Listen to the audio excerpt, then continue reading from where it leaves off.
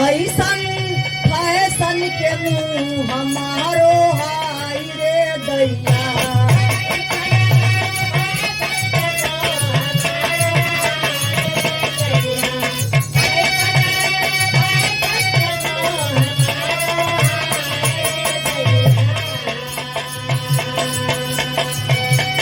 देखिए देहिया के नक्शा मन जाय रे दैया।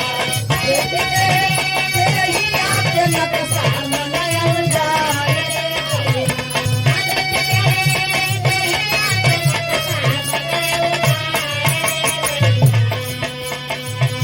देखत बा मान 16 किस्म का जौन बा पाउडर चूड़ी क्रीम साड़ी पहिन के दुल्हन माँ फिट होके बैठल बा। आज भरोसा कान्ही पर से उतारत बा नजर ओहरे गड़ल बा। देखत बा कहत बा का कहला कि ऐसन फैशन के मुंह हमारो हाय रे दैया।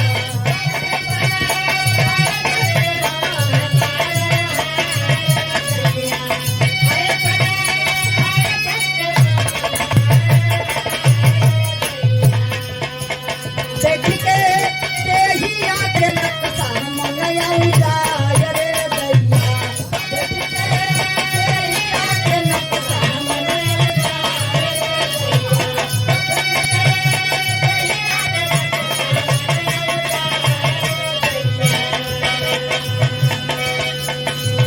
सरिया सीतारा वाली पहनब ता देहिया में गड़ देलू करी हो।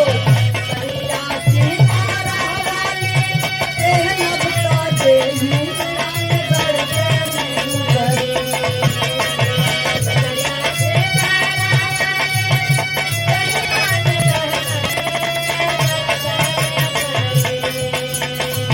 सरिया सीतारा वाली पहनब ता देहिया में गड़ देलू करी। पाकिस्तानी बा कमरिया झटक मर देलू करी।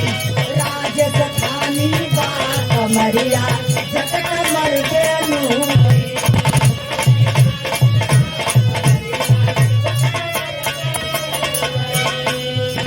इतने ना एक बात और कहले का कहला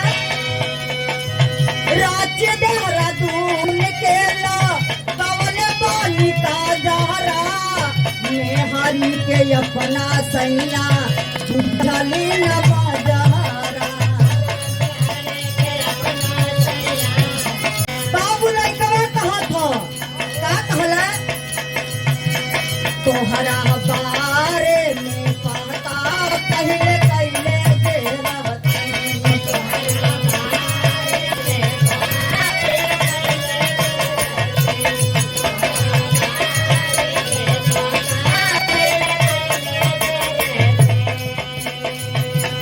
तोहर शादी ये दादा कब कैले ना रहती।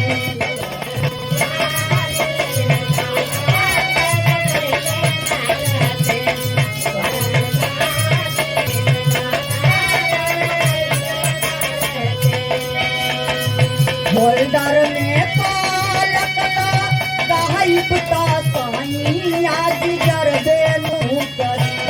ए हो होल्डर में पालक गाई पुता साई आज जर दे।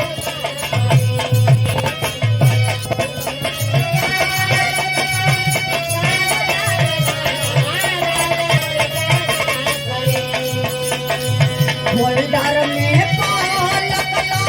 गाई पुता साई आज जर देलू करी। राजस्थानी बा कमरिया झटक मर दे